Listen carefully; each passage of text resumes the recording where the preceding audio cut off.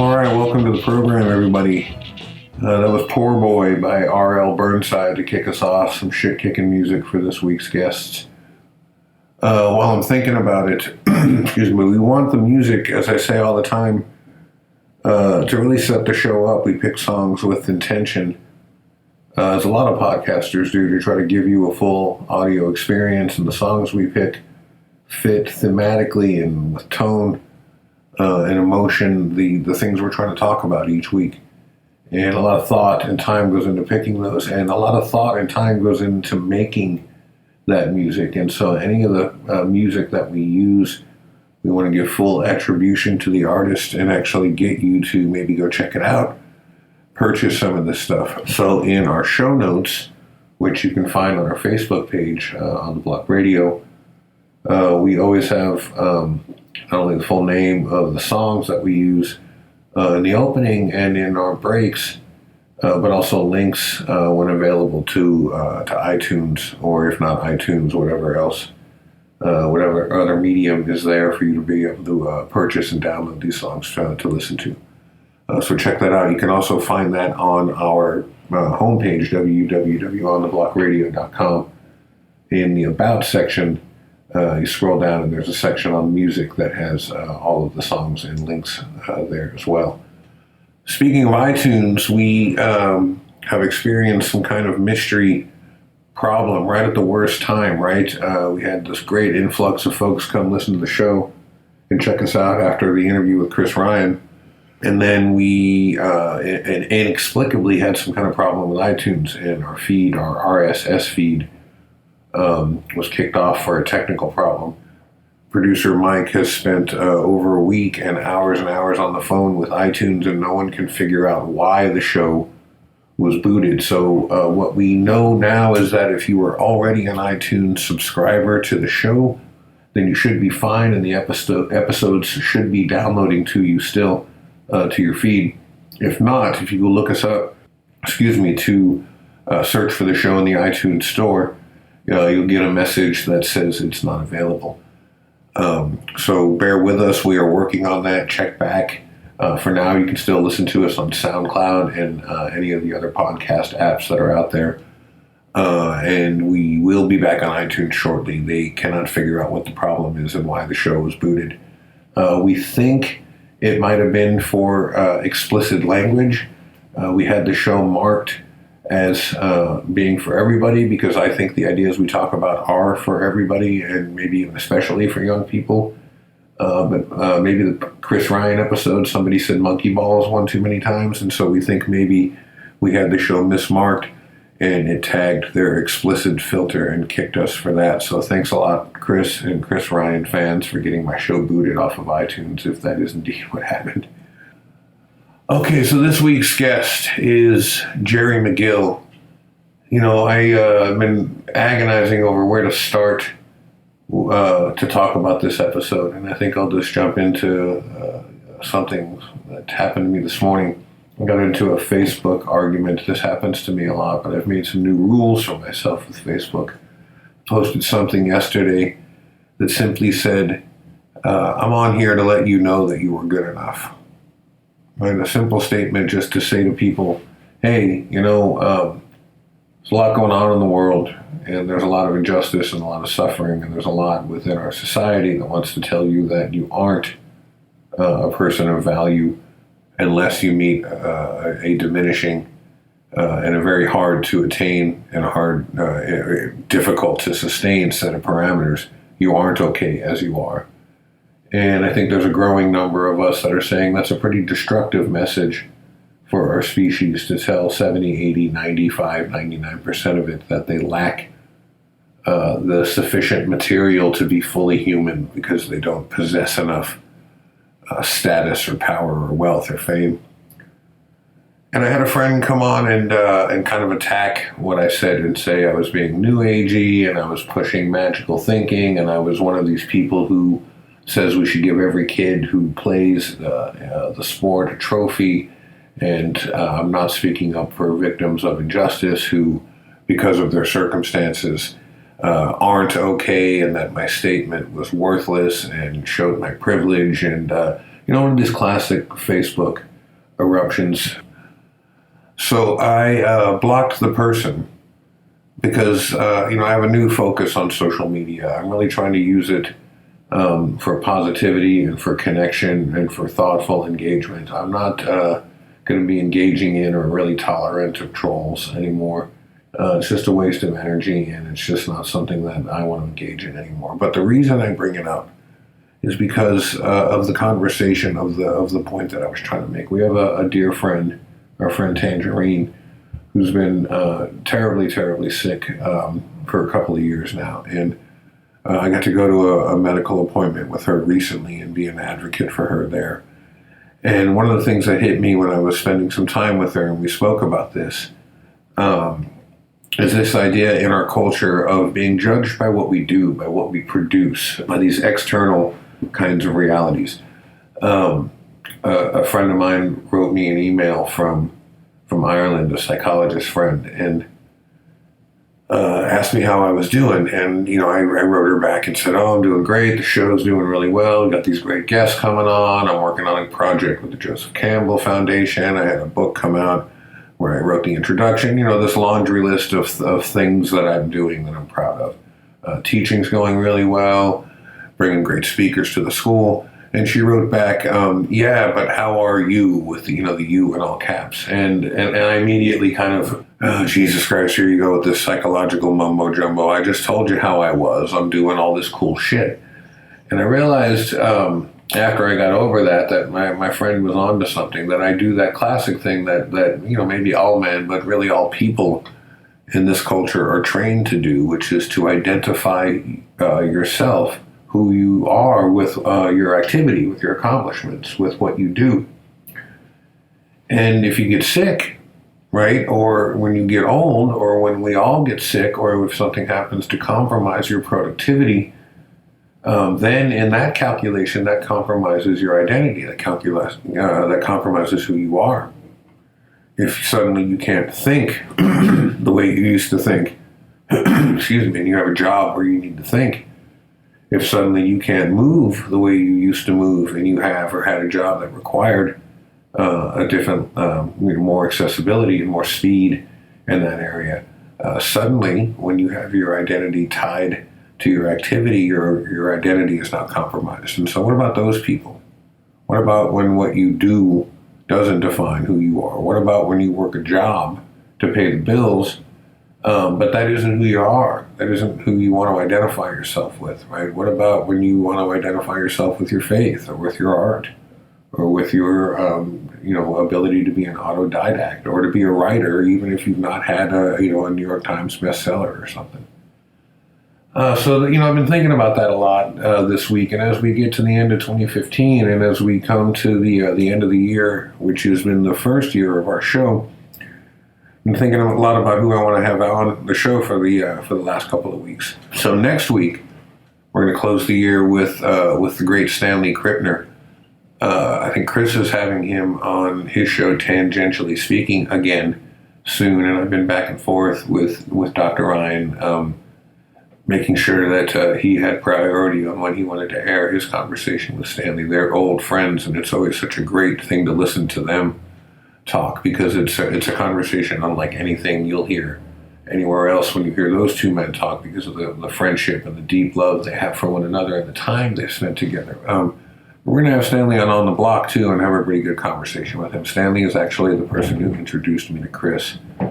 So it's going to be fun to talk to him, and I got some great questions for him that stem from that great interview he did with Joe Rogan as well, that you should check out if you haven't, on the Joe Rogan Experience. But this week, we have author Jerry McGill, and Jerry's story and how it ties into what I was just ranting about with our friend Tangerine, and with my Facebook post, and all of the above.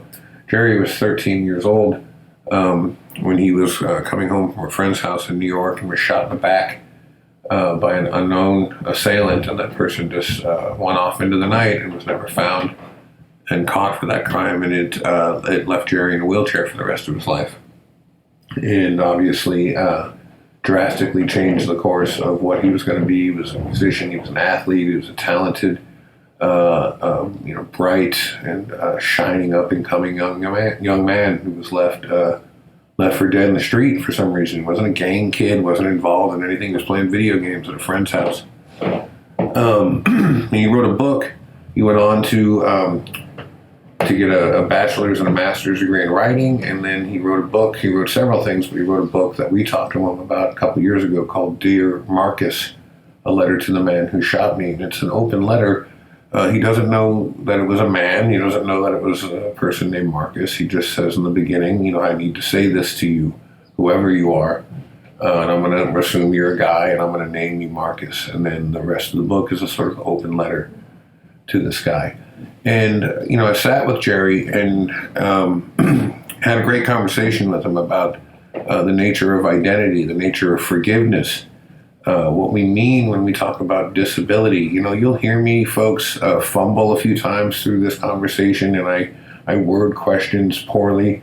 I think this show is about transformation, and I want it to be focused on our guests, and it is focused on our guests. But I think when I make these blunders, like in the Lydia Yuknovich episode, I fumbled a little bit in our conversation about race, and here with Jerry, I think a couple of times my questions are poorly worded. And we've made the decision as a production team here to leave those in because part of what transformation means is transforming ourselves as advocates too. I'm learning as I go here, and I say a lot of stupid things. And there's accountability for that, and that's why we leave them there. I'm not going to do the Ben Affleck thing and try to scrub any of this. We're trying to have real conversations here, and real conversations involve sometimes saying things that are insensitive or ignorant, and then either having somebody call you out on them or finding it out yourself and realizing, wow, I would word that differently now than I would have maybe before. So watch for those as you watch for everything else in this really stunning conversation. What I'm amazed by with Jerry McGill and why I want to tie it into the stuff we were talking about with Tangerine and everything else is that here is a person who has not allowed himself to be defined by his limitations. Jerry does not, he's not defined by being a person of color. He's not defined by being a man in a wheelchair. He's not defined by anything that the culture would say is a limitation on him or a disability, right? He's transcended all of that and used his life and his story as a kind of alchemist, right, to turn it into a lot of personal power. And when you meet the man, he is beyond the sum of his parts, and he is not a guy in a wheelchair. He's Jerry McGill, and he's a singular personality, and he's the real deal. He's not a cheery, bullshitty kind of guy, man. He's gritty and he's real, but he kind of glows with this kind of real energy that makes you need to examine your own life, right? When you're in his presence, you feel you're in the presence of somebody who's just authentic. And he looks you right in the eye, he looks right through you. It was a pleasure to talk to him.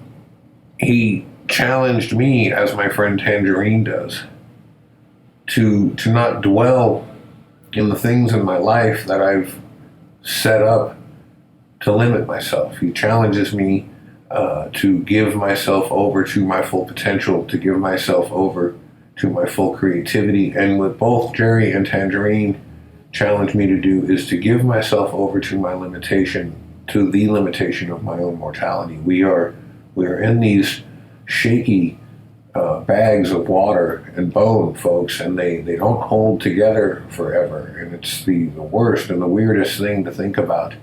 But the greatest of all transformations, at least in the human context, is the one when we shed this body and re-enter whatever the hell it is that we emerged from. And there's a lot of different beliefs on what that is. But that needs to be honored. That body is a vehicle for something greater. And yet, what people like Jerry, what people like Tangerine, what people like Lydia Yuknovich, and a lot of our guests remind us is that body is a thing of beauty and complexity and rootedness in and of itself, and is as old as the universe. So what it is and our relationship to it and how our self both emerges from it and returns to it is connected to it and yet transcends it. That is the stuff that interests me. That is the reason we have this program. And that's the reason we're trying to have this dialogue with these folks. I really hope you enjoy this conversation with Jerry McGill, and I hope you check out his book, too, Dear Marcus, A Letter to the Man Who Shot Me, an unflinching and realistic open letter between an individual who lost so much and the person who he's never met that took it from him. By way of listener dedications, this episode goes out to our comrade, to our brother, our friend, Davis Slater. Davis is a literary hero here in the Portland area for a couple of reasons. One, he's just a damn fine writer, and don't let him tell you otherwise. And two, he's just a lover of words and a lover of writers. He's one of the most supportive and kind people I've ever met. He goes to so many readings and is so supportive of local and regional and national authors. If you go to a literary event in Portland, you're going to see Davis there, lurking in the back somewhere, taking pictures and posting them on social media. For these writers that exist in these areas that write something down and then want to go read it in the world, it can be a scary thing to go stand up on a stage and share your words, with the public. And when you look out and you wonder, is anybody here? Does anybody care? Does anybody give a shit? And there's a guy, and then there's Davis out there who's going to give it to you straight and is going to be honest with you, but he's going to be supportive, and he's going to be there, and is going to be a conduit for the Portland literary community. He also hosts, a lot of events in the area. So, the artists and the writers that I see struggling to create their work and put it in the world, so many of them and so many of us owe so much to Davis Slater. He's also been a dear friend of mine personally, and a dear friend of the show, and a supporter of the show since its inception. And so, I love this listener dedication thing, because as I do this thing and I sit here in my office and talk into this microphone, sometimes I think I'm crazy, and I think, is this going anywhere? But when I think, as I did last week, about a guy like Jason Arias, who wrote me and said he was listening to the show after working a 53-hour shift, or when I think about Davis Slater, a guy with just impeccable art and stand-up character, and such an empathetic and supportive brother, I think, we're talking to somebody out there. We're talking to some folks that are important in their community, and we're here to honor that. So thank you, Davis. Thank you, Jerry McGill. Thank you, listeners. We will be on iTunes shortly if you're looking for us there. And we will see you folks on the other side. Enjoy the show. Welcome to On the Block with Andrew Gurovich, a podcast about authentic people doing beautiful things. Enjoy the show.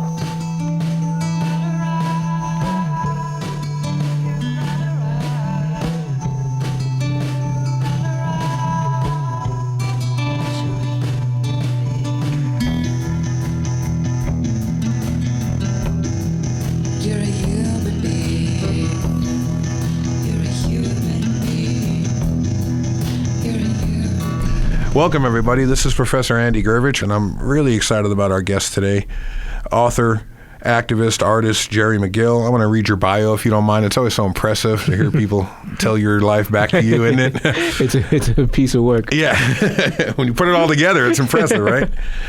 In his book and lectures, writer and activist and artist Jerry McGill shares his personal story with audiences at universities, professional organizations, and nonprofit groups who have responded to his message of empowerment and forgiveness. His optimism and humor enrich his appearances and create an atmosphere of lively discussion. You are going to be subject to that in a minute, ladies and gentlemen. Jerry grew up in the public housing projects on the Lower East Side of Manhattan, when it was still called the Lower East Side of Manhattan, in the 1980s, in a family led by a single mother. He was an outgoing teenager, always excelling as an athlete and a dancer. I heard you say earlier you're aspiring to be Gregory Hines. I wasn't Gregory Hines or Ben Vereen. Those are my two idols. Wow. I don't know if I think it's a good idea that probably every person should aspire to be Gregory Hines. I'm absolutely in love with that guy myself. But everything changed one night when he was 13. Walking home from a New Year's party with a friend, McGill was shot in the back by an unknown assailant who was never caught. Soon afterward, he learned that he would be wheelchair-bound for life. In his book, Dear Marcus, Jerry addresses the man who shot him, and the result is an inspiring narrative about the moments in life that shape us, those that catch us by surprise, that blindside us, but that present us with opportunities for growth, reflection, compassion, and forgiveness. He's traveled the globe mentoring disabled children and sharing the experiences in his life that evolved from his transformative encounter with Marcus. Jerry holds a BA in English Literature from Fordham University and an MFA in Education from Pacific University. Dear Marcus was your first book? It was my first book, correct. Wow. Well, welcome to the program. Thank you. Thank you for so much having for me. being here, man. Well, there's so much to get into with you. Let's start at the beginning. Before the incident with Marcus, let's talk a little bit about your childhood. So you grew up in the Lower East Side. Your mother was 16 when you were born. You address this in the book. Indeed. Tell us a little bit about your life before the accident. Yeah, so like you mentioned, I was very athletic. I was a kind of a social kid. I had tons of friends.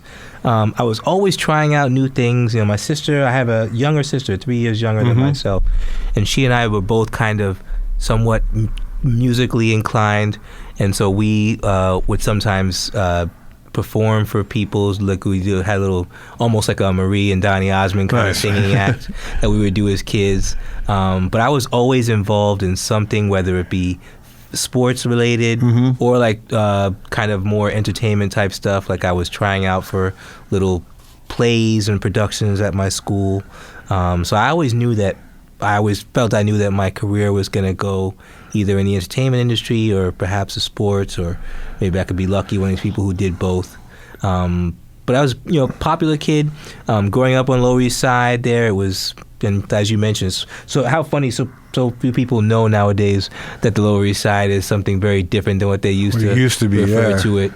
But I always loved it. I was, I grew up in a neighborhood that was all black and Puerto Rican and Dominican for the most part, and never really once thought much about it. We grew up very poor, but I had such a wonderful life outside it. My mother did things like she would send us to summer camps, get us scholarships to go to summer camps where like mostly more upper middle class kids went. She's had us go to schools outside of our neighborhood.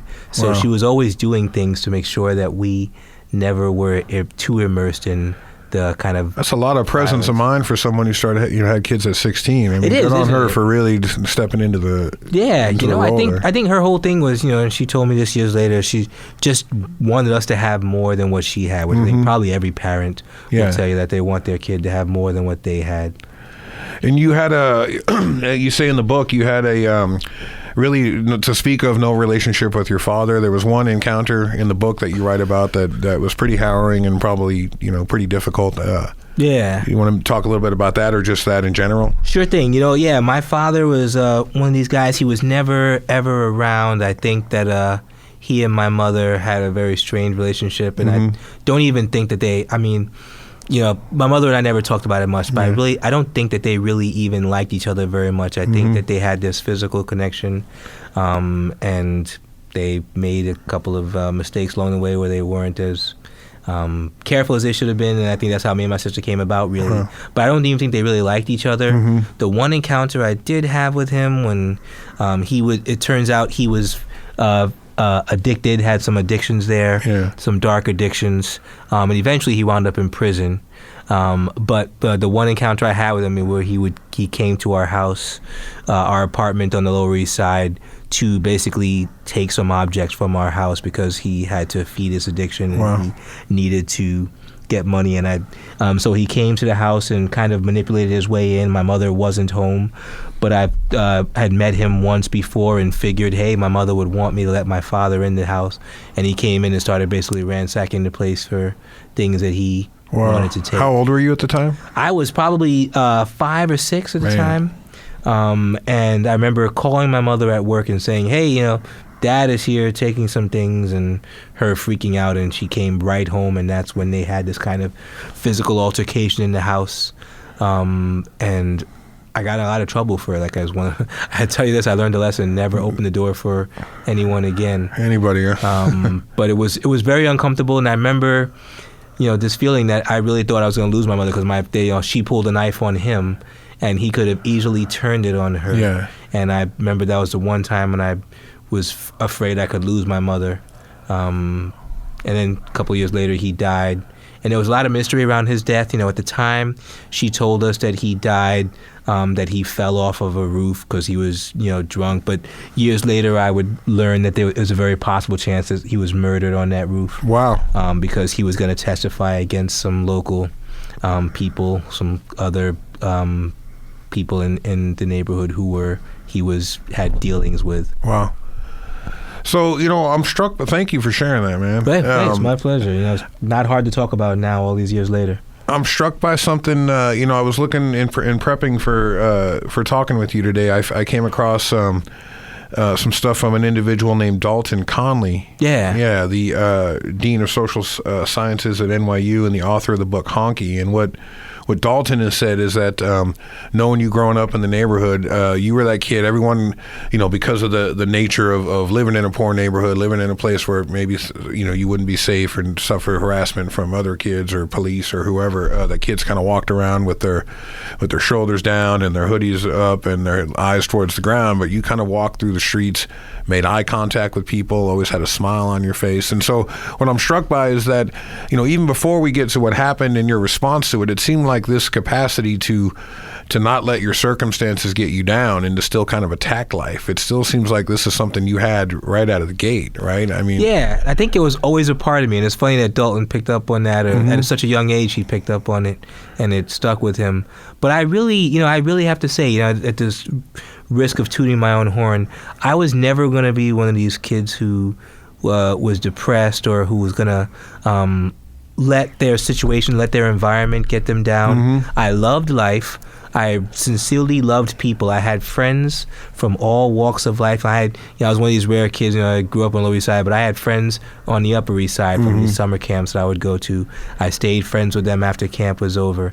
I had friends in the West Village whose parents were all artists and bohemians, and so I got to see so many different sides of life. And I really was a curious kid. I remember as a kid, I would go take long walks by myself to different neighborhoods in the city, and I was really severely curious and just had a real love for the richness of life and the variety of life. So I'm glad I grew up in New York, and I grew up in New York where I had friends from almost every culture and every walk of life. It's really remarkable, isn't it? When you live in a city like that, you can meet people all over the world. I had an Italian best friend. I had a Chinese best friend. I had an Indian best friend. It sounds like a joke, right? You all go into a bar, right?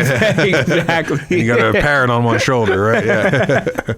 And also, I have many friends whose parents were gay. At a time, now it's very popular to have like two same-sex parents. But as a kid, it's all the rage nowadays. But we're talking back in the 70s. I had friends who had two same-sex parents. Scandalous, yeah. And what have you. And it was so at an early age, I had a really strong awareness and consciousness of gay rights, and my uncle was gay, and so it was like I grew up around every type of person.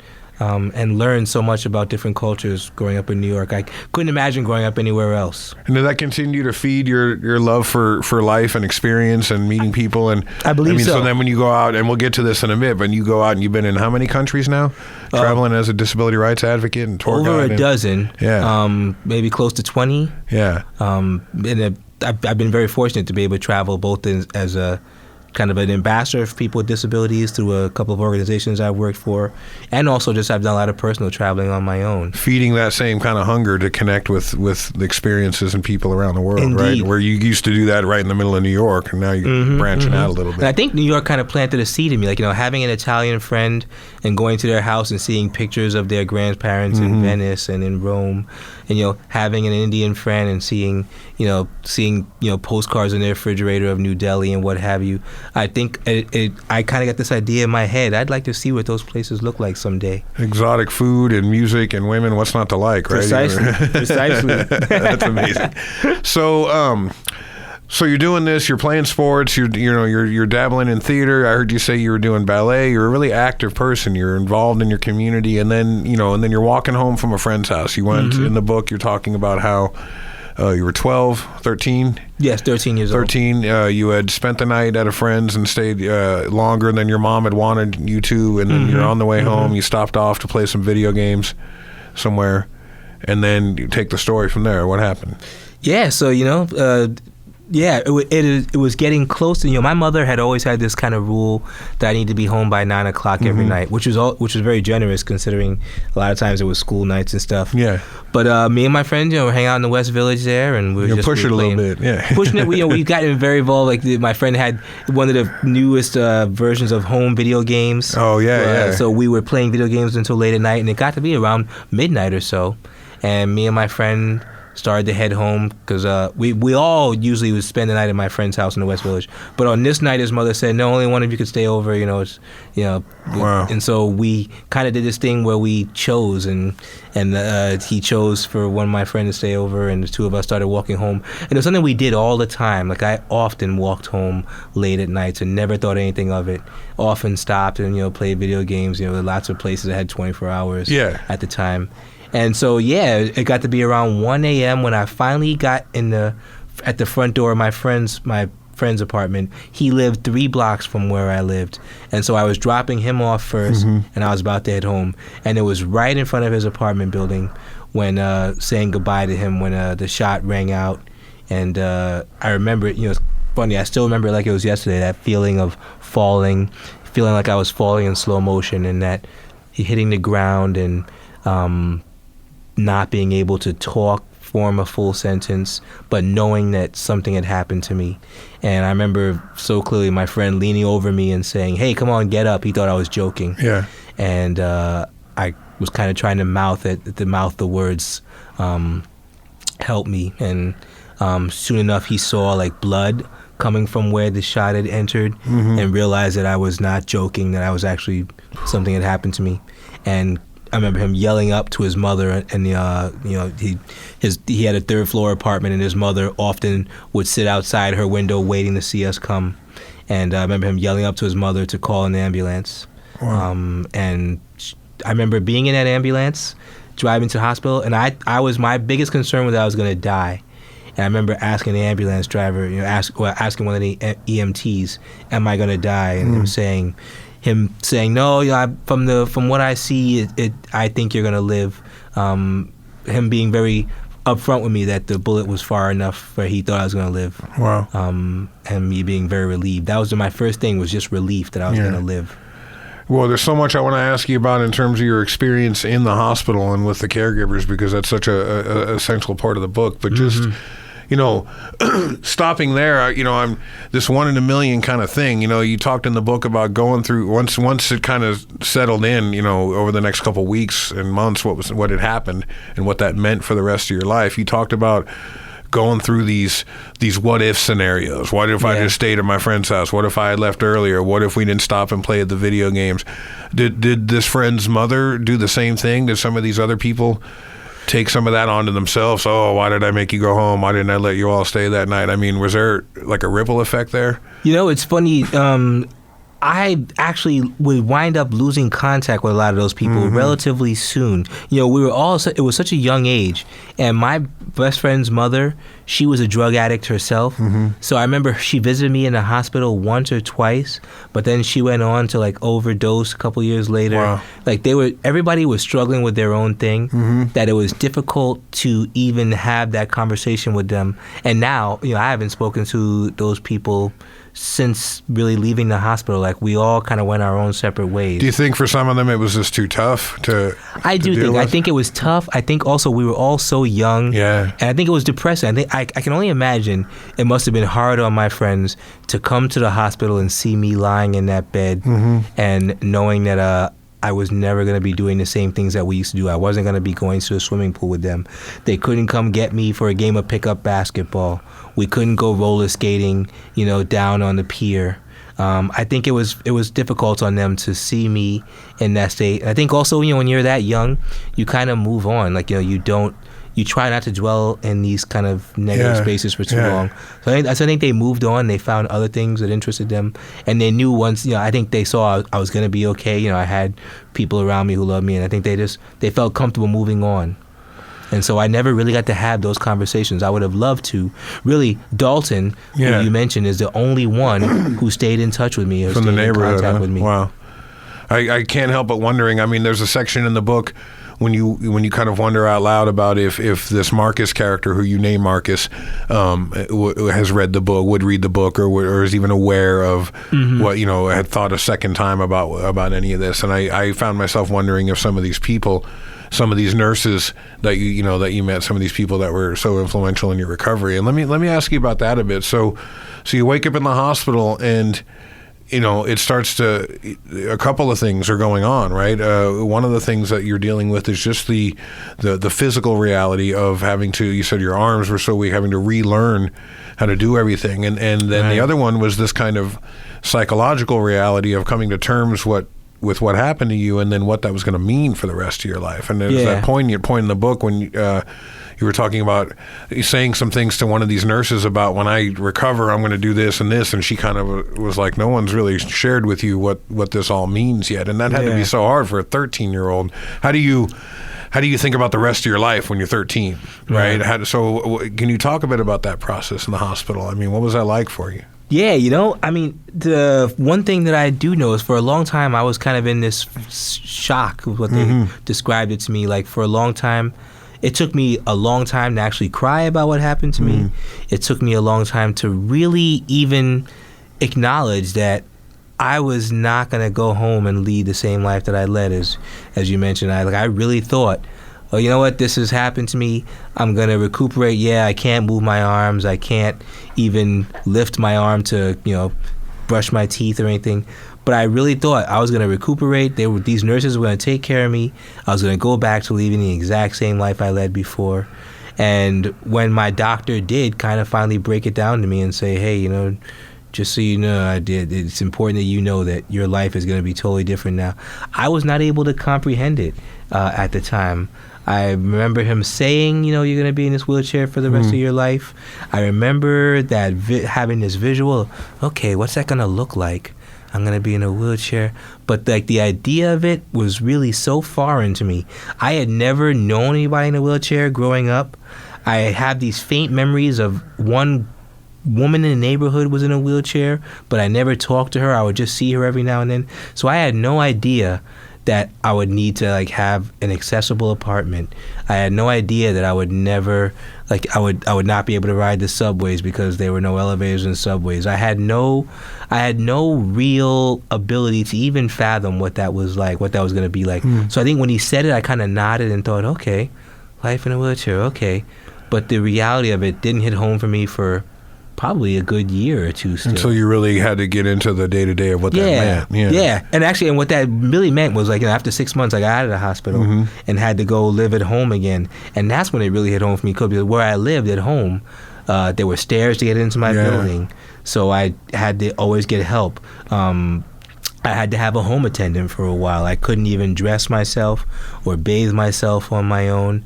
I had to have a home attendant help me. And it was one of those things where I began to slowly realize, hey, my life is really going to it's going to be a process of getting back to any form of independence like I used to have. Like I said, I was one of these kids. I would go take long walks by myself all day long. I would go to the movies by myself.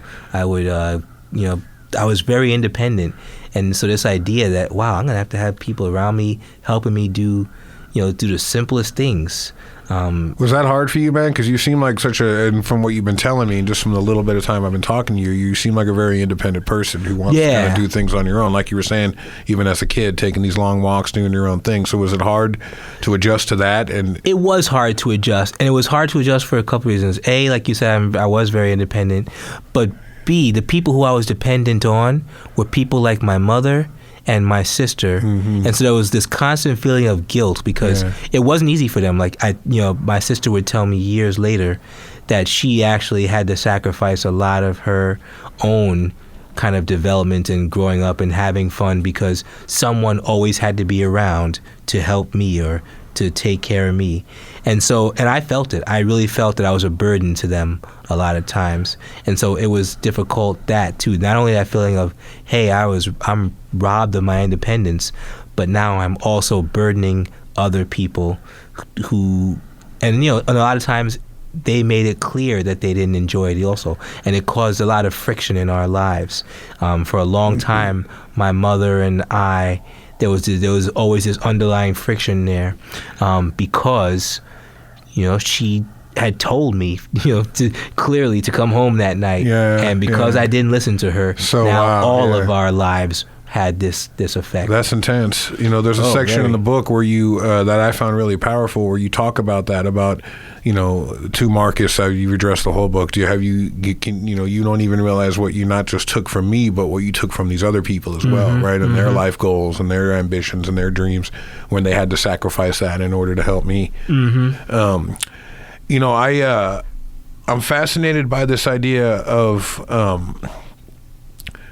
you know, throughout the book, there's so much that you talk about in terms of what you lost, and you address it really honestly, and you say to the guy, I bet you don't even think about it. You got to go to the bathroom, you got to go take a dump, you just go do it, right? Or when you are with a woman, or you just go do it, right? But you haven't thought about what that means for somebody who can't just go do those things, where it just becomes an entire ordeal, right? And both a physical and psychological one. And so I found that really profound when you kind of detail some of those things that many of us might not even think about, and you say, like, well, imagine what that would be like, right? To have that be something excuse me, that you have to deal with. But then the other thing that is amazing about the book is when you talk about all the things that you've gained in your life because of this incident. And, you know, I wanted to ask you a bit about that, because, you know, I imagine you never, as you say in the book, and I really got to recommend to our listeners, don't read this book unless you want your life changed, right? Because it's profound, man. It really is amazing. Well, Dear Marcus, a letter to the man who shot me. And you don't look like you're going to be a one-hit wonder, because I heard you read down here some of the stuff you're working on, and you can attest to this, huh? I found it just as good, and if anything, I think your voice is developing and getting more engaging and more deep. And so I hope so. I hope so. Like I said, I feel like it was so long ago that I hope I'm still gaining as a writer and still becoming, you know, honing this craft a little better. It becomes a thing. I think you're well on the way, man. I can't wait for this new book.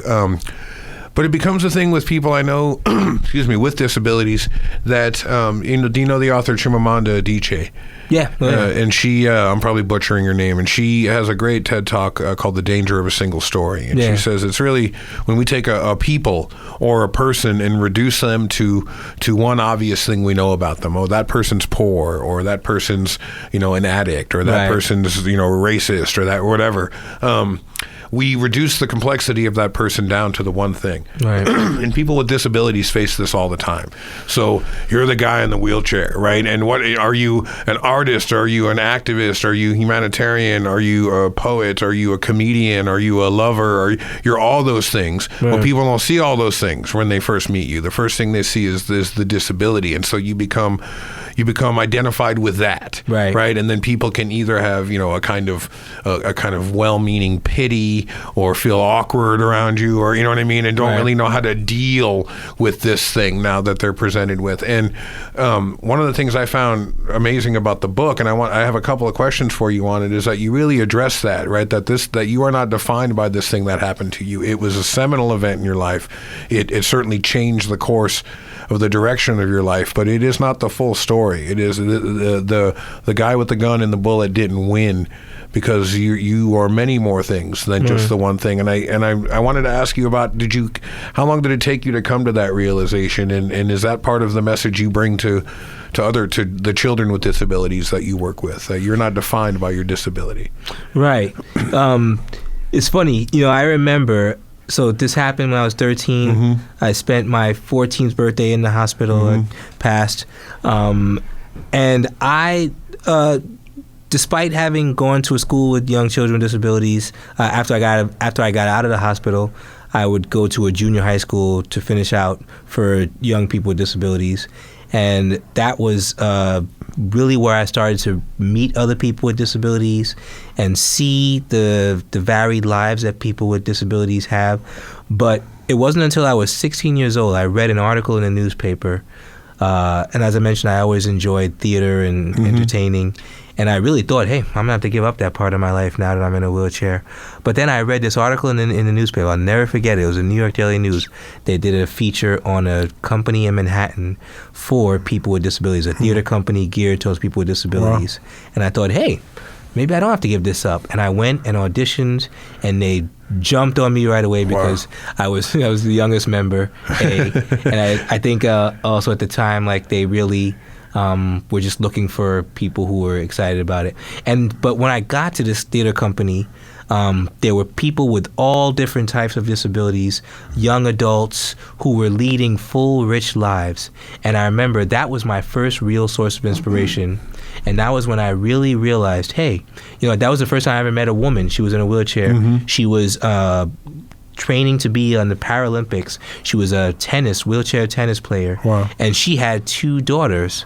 And I wasn't even aware. I thought once you were in a wheelchair, that was it. You weren't going to have kids. You couldn't raise a family. I was that kind of ignorant about the fact that if you have disability, you could still lead a full, rich life. And so I saw her. She had 2 kids. I had another guy. He was a piano player, and he was a quadriplegic. Another guy, he was a painter, and he was a quadriplegic. Another woman, she was blind, and she was doing really rich, wonderful things. And that was my first experience with other people with disabilities when I realized, hey, you know what? You can do a lot of things. I can still lead this kind of varied, rich, multi-layered life. All these people were telling me also, like, when I was in the hospital, a lot of people were saying things to me like, you know what, you can get a job as a computer programmer. That's probably going to be your future now. Or look towards that because, that's a job you can do from home. That's a job that you don't really have to go out of your way to do. As if, I needed to have something that was met around some kind of future that was going to be so easy for me, I wouldn't even have to leave home to do it.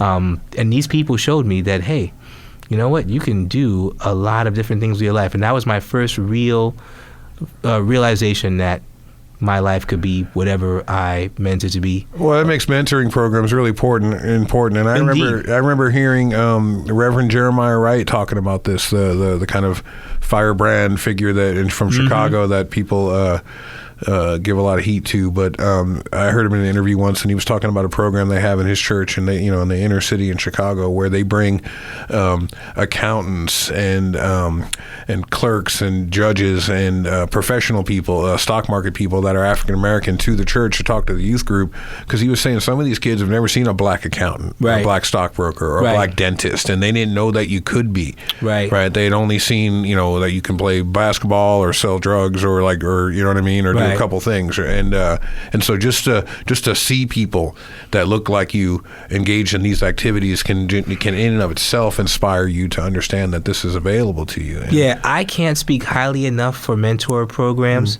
It's why I became involved with young people with disabilities, because I really can't speak high enough for that. What you're just saying, like seeing someone, there's nothing kind of quite like seeing someone who looks like you, who is in a similar situation like you, doing something with their life, and it's really quite. It stays with you for a long time, especially at an influential age. It's why I love, I get asked to do a lot of speaking events now, and oftentimes I will get like a little stipend for them. But if they involve like young people with disabilities or something, I can't say no. And they'll tell me, they say, Jerry, we don't have a lot of money for this program. We wouldn't be able to, may be able to pay room and board for the night you came. But I'll do it every time, because for me, there's nothing like the mentor role. And I just feel like I have been so fortunate to have mentors in my life at a young age, people who showed me that I could do something with my life. And so I believe that mentors are probably the most important thing to young people.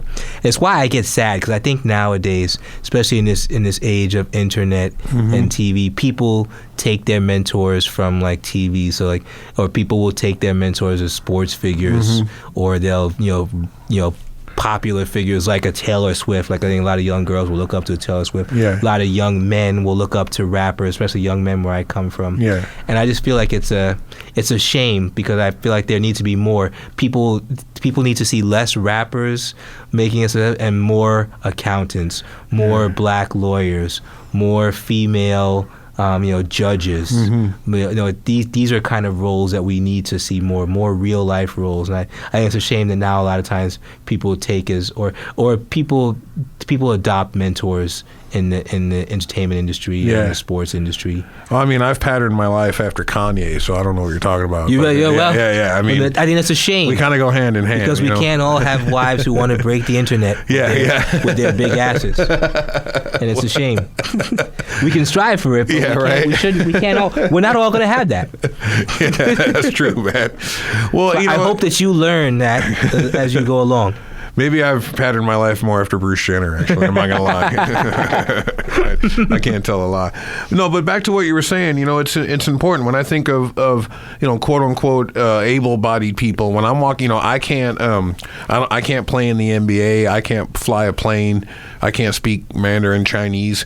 But when I go walking down the road, nobody goes, there's that guy that can't speak Chinese. There's that guy that can't perform surgery, right? But when you go down the road, there's that guy that can't walk, right? You become defined by the thing you can't do. And you hear it a lot. You hear it a lot, and you can let that voice, that cultural voice, win, and you can start to define yourself simply by the thing you can't do. And that can be really damaging for people. And people will tell you it too. It's funny. People with disabilities, we all kind of share these similar stories.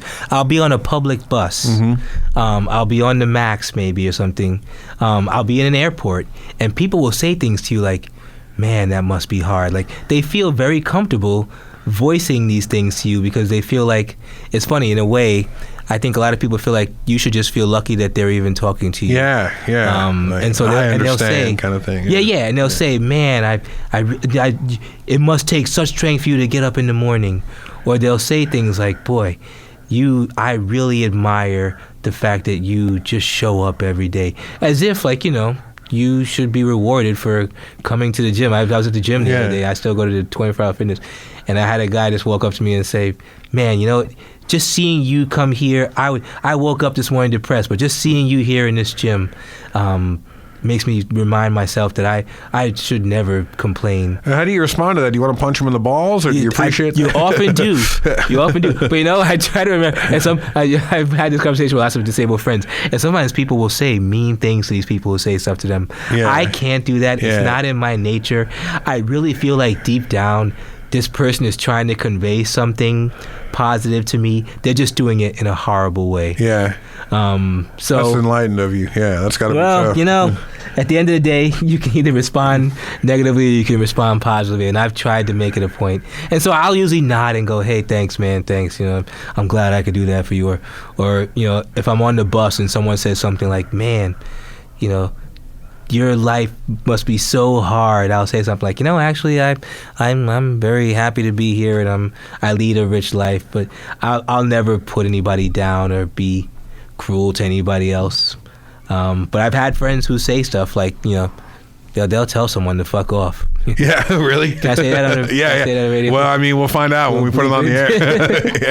When the FCC comes, we'll give them your address. To screw off. There you go. Have you experienced the opposite? I mean, so I was at an event the other day with a couple of colleagues, and they'll remain nameless, but one of them was Michelle, who introduced you today, and she was talking with myself and this other colleague, and this other colleague was at the event and loved it, and he was kidding when he said this, but he was kidding in the way that I think he was trying to focus on something, and she was saying, I read the book, and you got to read it, it's so inspiring and it's so amazing, and he ultimately has this really positive attitude, and the other colleague was like, oh, Jesus Christ, right? And he had this like I don't need this, right? Like, because I bitch and moan about my life and I don't have half this guy's problems, and he's out there getting after it, so it makes me look bad. Right. Yeah. Have you ever experienced that? It's like when someone becomes a vegetarian or something, and you go, Jesus, or they buy their wife a nice gift, and you immediately immediately think, what's my problem, right? So have you experienced that from any people that are annoyed at your positivity?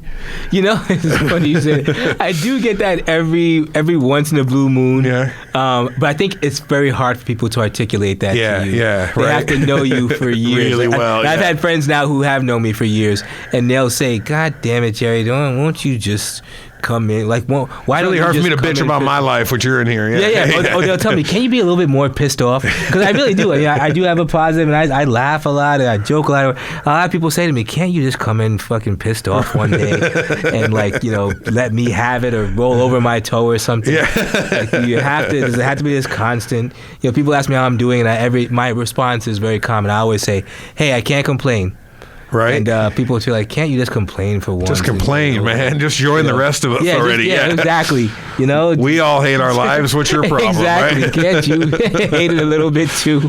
Yeah, that's funny. It was funny, and I think my colleague was joking. I think he was, right? Because he kind of laughed afterwards, right? But right. You know, one of the things about the book that I appreciated is it doesn't have this kind of Pollyannic, you know, when life gives you lemons, you know, turn them into a smile or whatever. I think I messed that up, right? But you know what I'm saying, right? Right? You know, this notion of like, oh, you know, this happened to me, but everything's fine, and I love life, and everything's wonderful. I mean, the book is heart wrenching and heartbreaking in spots, and it's brutally honest. But at the end of it, or you know, I mean, I don't mean just at the end, but when all's said and done, you're very clear that this thing didn't break you. That when these things happen to us, we have a choice. And I love what you said and what Michelle read. You know, that thing is coming for all of us. Whether it's someone shooting us in the back when we're 13, or whether it's dying in a bed of old age when we're 85. Right. That ring is going to come to everybody's door at some point, and we all have to face loss. We all have to face losing our physical abilities and mental abilities. And, you know, if you're lucky enough to live to be 90, then you start losing your mind, right? And it's going to happen then. And so, you know, I'm a professor of world religions, and so many of the world's religions teach it's not what happens to us, it's what we do with what happens to us. I mean, this is the Christ message. Right? Getting nailed to a cross doesn't seem like fun either. You know what I mean? But right. and a lot of times it happens to people that didn't deserve it, which is perfectly, fits your story. And I'm wondering, were you worried about when you wrote the book? And I should reset, by the way. They're going to get mad at me. This is Professor Andy Gurvich. You're listening to the Mouths of Others radio podcast. Our producers are going to be furious that I haven't done that for about 40 minutes. But there you have it, folks. We're having a good conversation. When talking about Kim Kardashian's backside, we can't pause for a station break. I don't know what you want me to tell you. But were you worried when you wrote the book that that this story that was, that you had, obviously you've lived, and that you had put into its place in your life? And you said in the book that when new people and new students ask you about the story, you don't tell new people this about yourself. You have to, you know what I mean? You don't lead with this story. And so now that this book is out there, were you worried that it was going to bring this thing back to the front and center, and it would be now the thing that you were defined by with everybody? There's the guy that was shot when he was 13, you know what I mean? Yeah. And before you even come in the room, you know? Yeah, and it's funny. So I work in a workplace now. I work here in Portland. And it's a workplace of about 160 people, and I've told maybe 2 people about my book because of that, because I really don't want to be defined. I don't want everyone to know my story. Like, I really feel like there's a part of me that wants to keep this story with me or with people closest to me, which is kind of a very hypocritical thing, because at the same time, I would like my book to be a bestseller. So right. I would like to be up there with the Cheryl Strayeds of the world, and the, Tuesdays with Morries of the world, too. Right. And, so I would like that. But at the same time, I really would like to I think Reese Witherspoon could play you in a movie. You think so? Yeah, absolutely. She's talented enough. I was thinking more of a Will Smith myself. There you go. But no, I mean, I really do feel like I have this strong desire to keep a part of my story. And I'll tell you a funny story along these lines. I was a high school teacher. Shortly after I published a book, I got my first teaching job at a high school. And I did not want my students to know about the book at all, because I thought, hey, the last thing I want is my high school freshmen knowing about the first time I had sex, or knowing about, my the way I grew up. I really wanted to keep a lot of stuff to myself. But students being students, they Googled me and tracked it down. There were many of them. Like I said, I had a very good relationship with my students, and they would ask me questions. They say, "Mr. McGill, are you married?" Or "Mr. McGill, do you?" And I would say, "You know what? That Google will I'm bite you in the keeping ass." this to myself. Thank you. I feel like and I would respectfully tell them I'm not sharing a lot of my personal life. And so enough, so they Googled me and they said, "Hey, Mr. McGill, we found out about you." Wow. And so they got my book, and my students actually organized this thing where they wanted me to give a big speech at the school, and the principal, and seeing how much it affected my students, I couldn't not do it. So surely enough, everybody in the school knew my story, and it was hard for me at first because I really did like having this privacy, having this bit of this story of mine to myself and away from my students. But in a way, I gotta say, I feel like it made my relationships with my students richer. They had a newfound respect for me. A lot of them already had respect for me, but it gave a lot of them a newfound respect. A lot of them reached out to me in private and said things like, "Hey, Mr. McGill, I want to talk to you about this because I've had this struggle too." And it actually gave a lot of opportunities for me to have a deeper bond with a lot of my students. Wow. But at the same time, I really do have this, like you were saying, I do feel this need to keep a bit of this to myself. And I really do feel, I feel strongly that I don't need to share my life with everybody. And I don't want to be, I don't want to be everyone. I think people have a tendency to read this book and think, "Oh, there's that guy who went through something horrible and is now super positive." Yeah, Because, I'm not super positive. To a lot of people's surprise, there is a lot of stuff in this world. I'm not angry about my life. Yeah. Because quite frankly, I feel like I'm a small cog in a big wheel, and what happened to me was what it was. But it's not the end of the world. I went on and led a very rich life. I'm angry about things like I was angry for a long time after the Trayvon Martin verdict. Man, you and me both. I was extremely angry, and actually I went through a time period where I found it very difficult to relate to a lot of my white friends. At the time I was involved with a white woman. I found it very difficult for us to relate. Because I was so angry about that verdict, and then I became angry when Eric Gardner, Michael Brown came on, Michael Brown, and then there were all these things on top of each other. I was angry when Tamir Rice. Yeah, exactly. And watching things like the Supreme Court dial back voting rights laws, seeing all these states bring up anti-gay rights laws. I'm angry about other things. Like, I don't want to give this impression that I'm that super positive guy, right? Because I'm not. There are lots of things that piss me off in this world.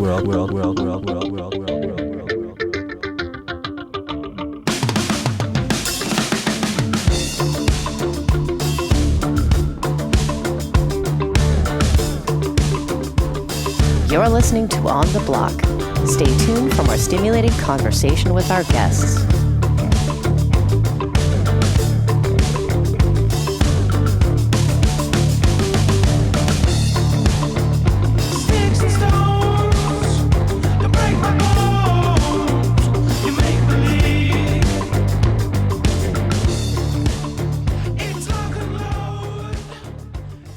You're struggling with your mortgage. You think about it. You don't do anything but think about it. What are we going to do if we lose the house? Where are we going to go? At work. I can't let anybody find out. I'm so embarrassed. At dinner. How can I tell the kids? It's going to wreck their lives. And at 3 o'clock in the morning. I don't know what to do. I don't know how to get through this. What's going to happen to us? It's time to stop thinking. It's time to start dialing. Call 1-888-995-HOPE for a free government program that offers expert one-on-one advice about your mortgage options. I'm all alone. No, you're not. We've helped over 1 million homeowners, and we want to help you. And now there are more ways to help. Call 1-888-995-HOPE or visit makinghomeaffordable.gov. Brought to you by the U.S. Treasury, HUD, and the Ad Council.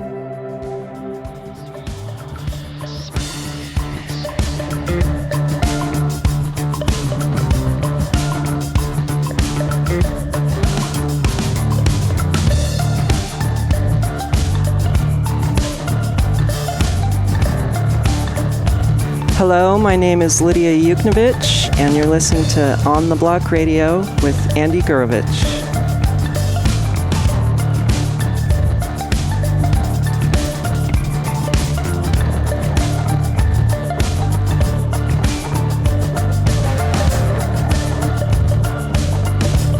We are well into our discussion with author Jerry McGill, and I just wanted to ask you a few more questions, and just to back up a little bit in your story. So you got out of the hospital, your family had to move, and you're getting used to this new life and the relationships that it's changing with your mother and sister and with your own body and your own future. And how did you go from thinking you were going to be this athlete and this dancer and all that to then looking for a career in writing? How did you end up going for the bachelor's degree in English and then on from there? What were the steps that got you to here? Well, when I was in high school, I was being steered like many people in my class. I went to high school for business careers, and I was being steered towards a computer programming life. And I tried that in high school. I took several computer classes, and it never really fit. I never liked it. I could never see myself doing that. It seems like such a, and no statement against people who are computer programmers. Right. But to me, it seemed like a dull, geeky life that I was not going to have an appreciation for. Right. And what I knew I loved writing. I loved reading. And so I knew once I got to college, I should try to do something that encapsulated those things. And I got the degree that people still make fun of today, but I got a degree in English literature, which, basically qualified me to not do much once I left college. And I got my BA in English Lit. I tell people all the time, I got a master's degree in English literature, spent $80,000 in school loan debts. Other people just went and got a library card. Right. Exactly. Right? Yeah, you know what I mean? Exactly. Unless you're going to, teach maybe at some point. But I just knew that I wanted to be involved in the arts.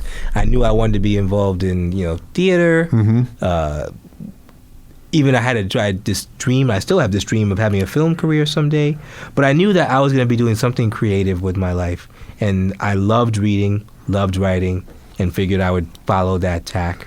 And that's kind of what got me here today. I just kind of kept at it and had a couple of little breaks every now and then. And then you went to Hollywood for a while, right? You were going to do. I did indeed. Yeah, I mean, and shit, you survived that, so that's really that goes on the level with the other thing at 13. I almost didn't survive it. Let me tell you, I worked for Whoopi Goldberg's company, and there was such a horrible group of people in that business, and like the film business, the entertainment business is just horrible. Yeah, man. And I'm surprised I didn't just. That was the only time I ever thought about committing suicide was when I was in the entertainment business and realized I have to deal with these. I'll have to deal with these people for the rest of my life. So let me get this straight. What happened to you at 13 didn't make you think that, but spending some time in Los Angeles did. Some time with agents and just want to make that clear for our audience. Yeah. Exactly. Because you ain't lying, man. It's really a horrible industry. And let me just tell you something quickly. I went there. I had this romantic comedy. That's why I went to Hollywood, because I had this romantic comedy. It was a black romantic comedy about a high school teacher who falls in love with a young woman who works at McDonald's. And I gotten some good feedback from it. And so I thought, hey, I'm going to try to sell this screenplay. And I was told by so many different producers, hey, this is great, but it needs to have like a drug angle to it.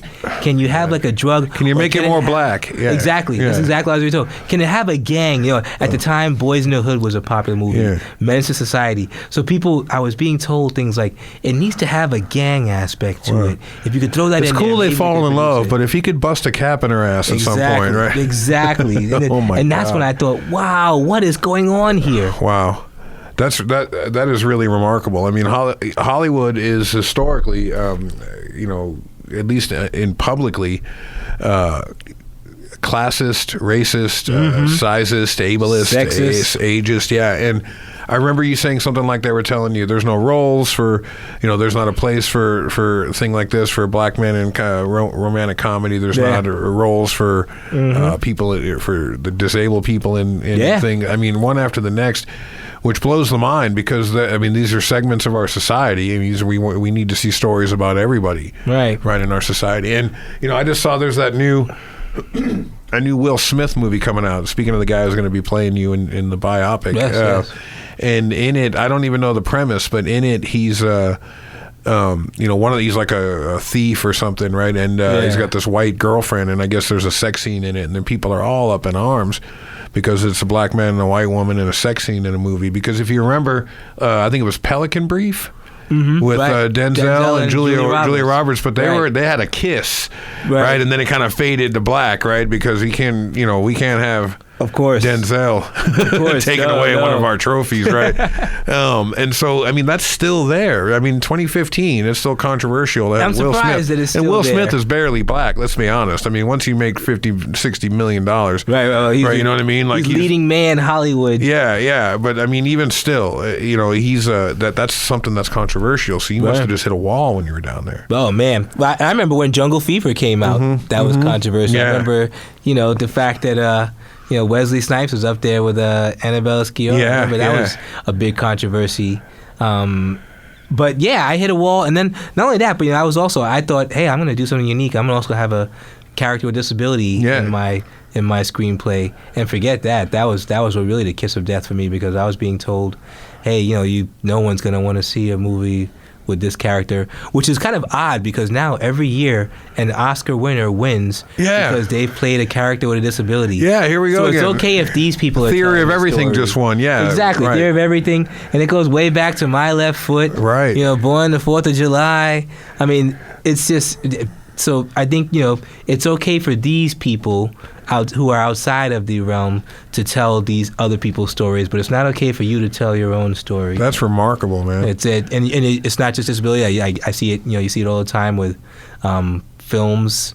I don't want to knock any films, but there are certain films from books like The Help where it's okay for a white person to tell the story of a black person, as long as at the end of the day, the white person is the hero. Yeah. And now we see, with Selma, there was all this brushback, because God forbid you should paint Lyndon B. Johnson as not the hero. Right. But you should actually make him someone who maybe, was a detriment in some ways. At the end came around, but heaven forbid you should paint him as not the hero.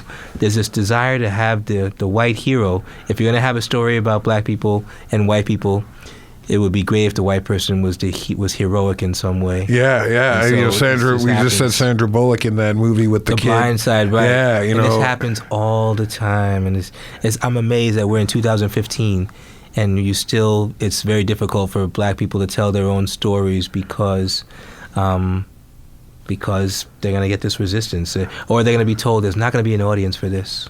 I was just asked quickly, because this isn't about me, this is about you, to come to participate in the development of the first English language community college in Haiti that's ever existed. And I was hesitant to join up to participate because of this very issue. I didn't want to come swooping in as the white savior to tell Haitians, first black country on the planet, no, here's what you guys need to do, here's how to be educated. But what's been winning me over is this notion of one of the things that I want to do there is help get a publishing program established where young Haitians, not necessarily young, but Haitians can start writing and telling their own stories, not just in English, but in French as well, and sharing them with the world, and having those stories get out there, and also bringing the income back to them. And so if we can find ways to help people facilitate their own storytelling, that's fantastic. But to step in and try to tell their story for them is inexcusable, right? Yeah, it continues, yeah. I've always had this dream that someday I can, go back and start film programs for people with disabilities, because I think, again, I don't see a lot of people with disabilities behind the scenes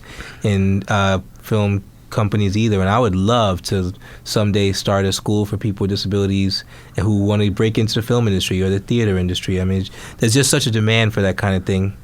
Well, in the few minutes we have left, and I want to, this kind of ties into what you were just talking about. One of the things I've been blown away with is your sense of humor, right? In the book, and then just in meeting with you and hearing you at the reading. I wonder if this falls into that stereotype you were talking about, that this is just going to be something that's going to bum people out or depress people. Now, if someone with disabilities is going to tell a story or write a screenplay and it's a drama and it's depressing, I mean, we have movies that depress people, so we shouldn't. People get cancer in movies, people go off to war in movies, all kinds of horrible shit happens to people in movies, and so it's weird that there would still be this wall against depicting these kinds of stories. But I think one of the things people aren't prepared for is, especially when meeting somebody like you, is your sense of humor, right? Which is pretty advanced. I mean, we were talking about on Facebook, you said you were going to come read 50 Shades of Grey for us, dude, which I still wish you would have, just to see their faces. But has that been something that's helped you through your life, get through the situations you've been in, and then share a lot of that? Because it seems real genuine. Again, you don't come across as this, so a lot of people use a sense of humor to sort of hide from their pain, right? I grew up with a very active sense of humor because I was trying to overcompensate for feelings of insecurity and feeling totally overwhelmed in situations. So I try to make people laugh as a way to not have them see things about me I didn't want them to see, right? But I don't pick that up from you. Your sense of humor seems to come from like your root chakra, you know what I mean? I have to say, I remember at an early age, and my mother will tell you this, teachers who I had in first, second grade, I was always a class clown. I enjoyed making people laugh I saw that, I saw that it brought you a lot of popularity. It made people want to be around you. And I enjoyed it. I enjoyed making people laugh. I enjoyed being the ham, the center of attention. And also I think at a later age in life, it really, I saw that it put people at ease with me. I think there's a tendency when you meet someone in a wheelchair to maybe be a little awkward at first, or not know how really to approach them, or there's a thing that I do where you shake hands with me, and because my hands I can't grip because my fingers don't work the way. So sometimes you have an awkward handshake with someone, and but I noticed that humor was a way to put people at ease right away. And it's one of these things to me it's flattering when people tell me something like they'll tell me they met me and then 20 minutes later they forgot I was in a wheelchair or something. It's because either humor did it or just a very calm, casual, easygoing tone did it. And it puts people at ease, humor, and that's something that I think I always appreciated about humor, and it also just comes naturally to me. Like I said, I was always class clown. Yeah, it's funny. I lean towards the laughing moment. You're the one in the chair, and you got to put the other people at ease. I find that amazing, right? Right. That cracks me up. It's one of those. Why the hell I got to make your day easier, right? But sometimes it's necessary to move forward. Yeah, no, for real, man. So I'm interested. I keep saying we're finishing up, but we really are. I could talk to you for hours more, but we're gonna stop because I got to get to class in a minute. I want to talk just for a couple of minutes about the book itself, because you wrote the book and then you self-published it, right? Yes. Did you send it around to publishers at first? I had written it and I had sent it around to a couple of publishers. Even Dalton's publisher, Dalton Connolly, who wrote Honky, I sent it to him. And they had given me little bits of feedback, but no one was really nibbling. Like I couldn't get anyone to say, yeah, I will take this on. I will, and put some time into this. And I realized after a while that it was just going to be that same thing that I was doing in the film industry, where I had to sit back and wait and hope that someone accepted me and someone said, yeah, this is good enough to be a part of it. And I thought, you know what? I'm just going to do this myself. That's amazing. And I've read about self-publishing, and so I just figured, hey, I'll do it myself. We live in this internet age where if you post enough on Facebook, maybe you could get something going. Social media would help me with it, and Kickstarters, all that, yeah. Kickstarter, yeah. And I wanted to just have control of it myself. I didn't want to sit back and wait for some gatekeeper to say, yeah, you're good enough to be in our group, and we're going to publish you. And that was really it. I wanted control of my own success. Well, that determination, that vision you had to believe in yourself enough, even especially coming out of the Hollywood experience, is amazing. It's profound, because you published the book and then sent it around to a few people, right? And as I remember the story, you sent it to a woman who didn't write you back, but then mentioned it in her review of memoirs for the year, right? Yeah, I sent it to a writer who I love, Lori Moore. I really have a strong admiration for her. I just sent it to her and said, hey, I don't even expect anything to come of this, but I just want you to have this book because I'm an admirer of yours, and I would love to know what's on your bookshelf somewhere. And surely enough, it took several months, but months later, I got an email from someone saying, hey, just so you know, Lori Moore is writing you up in a piece on her review of memoirs, and you should look out for it. Wow. And I thought, what? Like, I really didn't. Out of nowhere, I had huh? no idea that was even coming, but I was glad to have it. Really, my dream was to, like, I was trying very hard to get Oprah interested in it. Yeah. I knew that once Oprah touched it, I would be living in a mansion somewhere. Have you tried again since, or? I've tried, but I've also given up because I feel like, again, I don't like this idea that I'm sitting back waiting for someone else to accept me and say, hey, you're good enough to do. And I tried for a while, and then I said, you know what, all right, I'm just gonna let it be, because I'm also not very good at marketing myself, and you know, the whole kiss-ass thing that you have to do to get people to take notice of you. Yeah. I've kind of lost in the desire to do that. So what's next? What's on the plate? What's coming for you? So Well, you're still I'm doing hoping- advocacy stuff? Are you still working with youth and traveling around? I do it every chance I get. You know, the beauty of Dear Marcus is that it's put me in many positions where people now come asking me to come speak or come talk and work with other people with disabilities or without disabilities even. You were just at PSU with our hero, Walida Emerisha, in her class, which is amazing. Yeah, with that wonderful woman, I was able to speak to her class. I've got a couple more gigs like that coming up.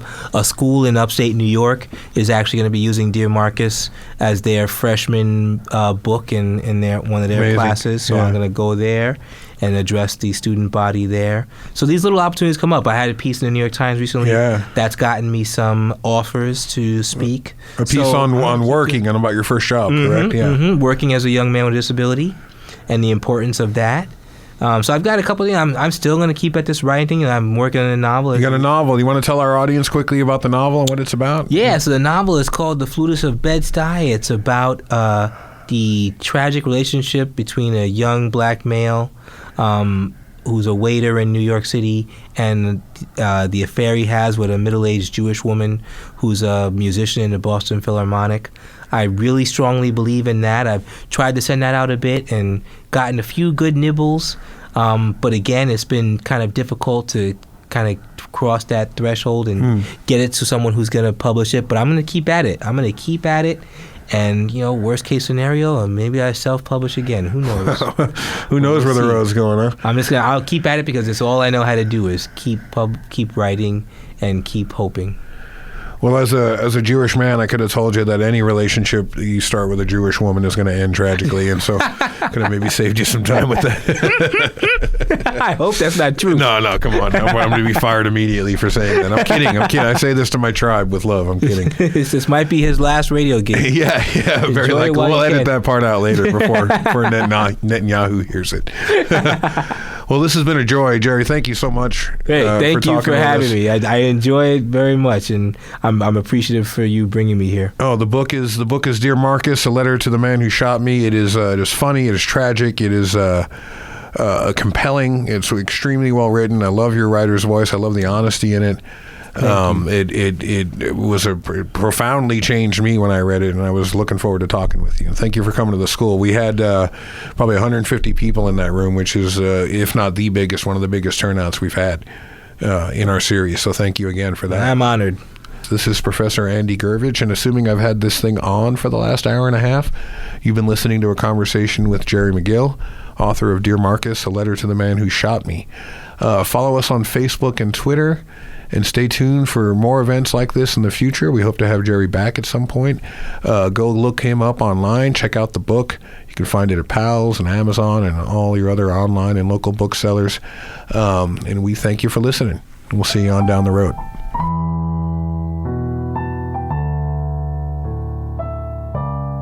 You've been listening to On the Block with Andrew Gurvich. The show is produced in Portland, Oregon by Michael DiNapoli at MD Productions. Theme music by Cat Power. Closing music by Jonathan Oak. Look us up on the web at ontheblockradio.com, where you can also link to us on Facebook, Instagram, and Twitter. Don't forget to tune in next week for a brand new episode. Previous episodes can be found on our website. Thanks for listening. Oh, you're beautiful kitty kitties. look at you out there. Beauty like a bolt of light in a darkened hallway.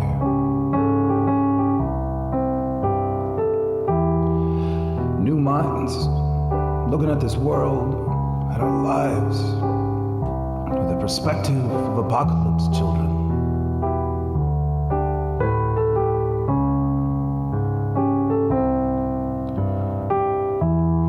Standing dusty in the barren highways, standing broken before the fathers who are meant to make us whole, but who only lied to us about what it meant to be a man, about what it meant to be a woman, about what it meant to be a child of this doomed age.